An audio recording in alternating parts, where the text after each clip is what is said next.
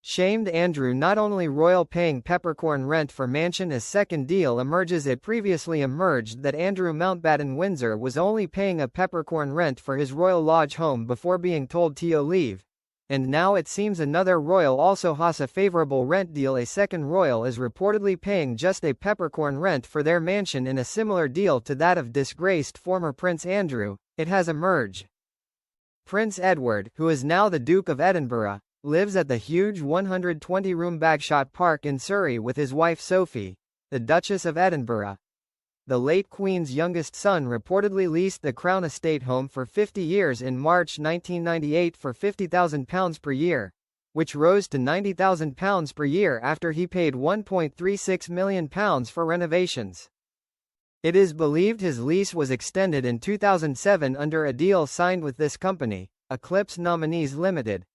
The Times now reports that he paid £5 million upfront for a lease of 150 years but now only pays a Peppercorn rent.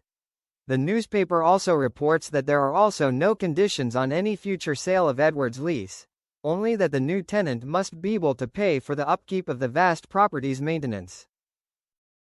It means that Edward has a similar deal for his property to the one his brother Andrew held for his home Royal Lodge, which he is set to leave in the new year. Andrew paid £1 million to secure a 75-year lease for the Windsor mansion in 2003 and was required to pay £1 Peppercorn in rent per year, if demanded. However, unlike Andrew, Edward and his wife Sophie are working members of the royal family travelling around the UK and abroad to represent the King and support charities. It comes as reports suggest that eviction from Royal Lodge looks set to be delayed due to a reported downsizing struggle. After being stripped of all of his titles last month over his association with pedophile financier Jeffrey Epstein, the former prince was also forced to give up his 30-room Royal Lodge mansion.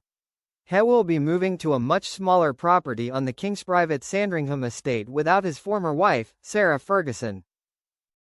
At the time, it was said the move to an unknown house in Norfolk would take place as soon as practically possible, with reports suggesting this would be sometime in the new year. However, according to The Sun, the move could actually be delayed until February as moving out of such a grand home into a smaller one would take time, and it is unclear if his new home would be ready.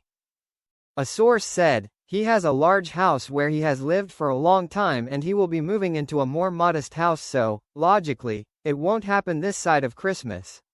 The hold-up in the former Duke of York's move means that this year, he will have one final Christmas in his mansion. Sources say it is a welcome relief to the royal family because it keeps Andrew away from Sandringham during the festive season, when most of the senior royals are in residence. This situation would have been suboptimal and quite awkward, insiders believe.